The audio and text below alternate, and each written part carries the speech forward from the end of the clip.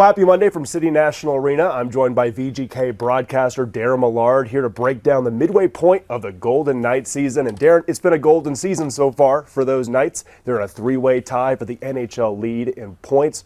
What have you made of their hot start? Impressive from what we expected to be the challenges coming into the year and how they've been able to answer those and be able to thrive through a season in which they weren't expected to score a lot of goals. And they've been able to do that almost on demand.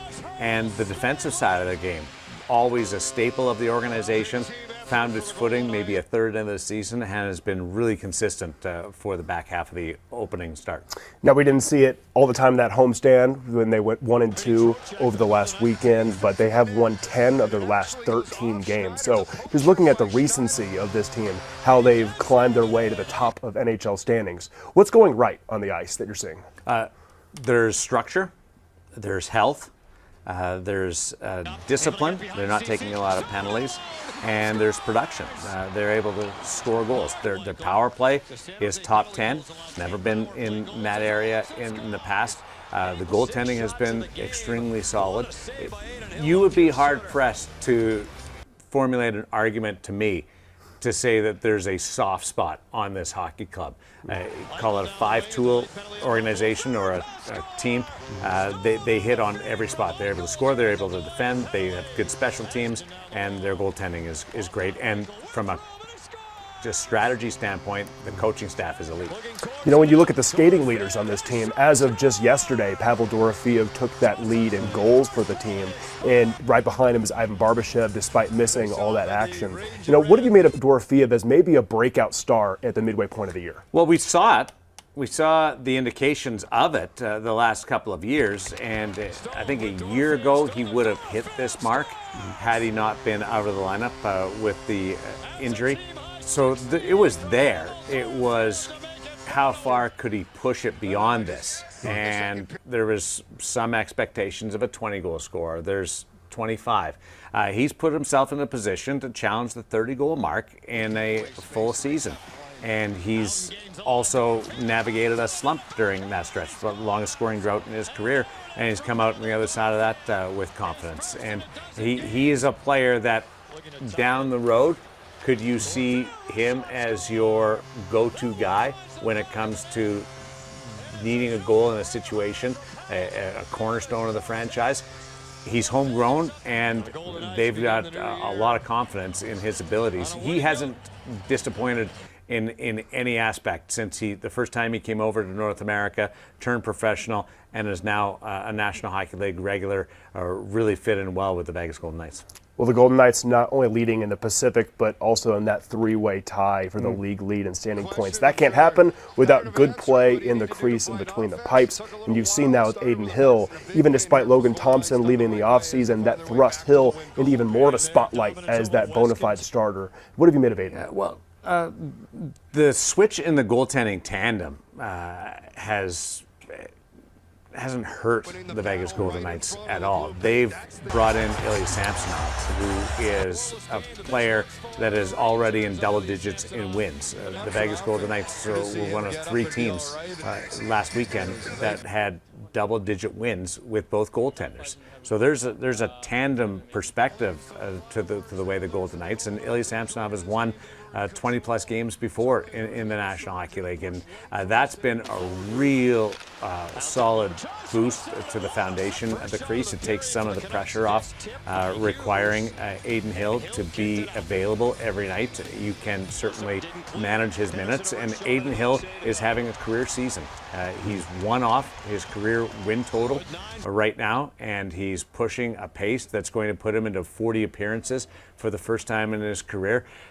So between those two and what Sean Burke, the goaltending coach, has been able to do with the two veteran players, they have arguably the best goaltending or most reliable goaltending in the National Hockey League. There's other players who are going to play more, but as a tandem through a regular season, I would put their numbers and performances up against anybody. Well, the VGK 29-11-3 on the year so far. The last team in the NHL to reach double-digit regulation losses. You know, there's the ebbs and flows of a hockey season, and so far, for the most part, it's been on the positive end for the Golden Knights, and that starts with health. It looks like we got some wood back here, maybe knock on that for the injury part of it. But what do the Golden Knights need to do the rest of the way to end up more like that Stanley Cup champion team and not last season? Well, there hasn't been any real downturns. You mentioned earlier this last week. Well, they had 2 games in which they lost in regulation, and one of them was by a goal. That equaled their longest stretch of regulation losses all season. It's happened 3 times. Their longest losing streak overall is 3, and that was in the second week of the season. Consistency is the hallmark of this team so far. They are able to stop any type of bleeding immediately, and are able to turn around into winning streaks. The last few losses that they've had, they've responded with a 4-game winning streak, a 6-game winning streak, a 3-game winning streak. We'll see what happens going forward this week. So their ability to turn the page and turn it into a positive has been impressive. So if you can maintain that level of consistency, then you're going to have a very strong second half.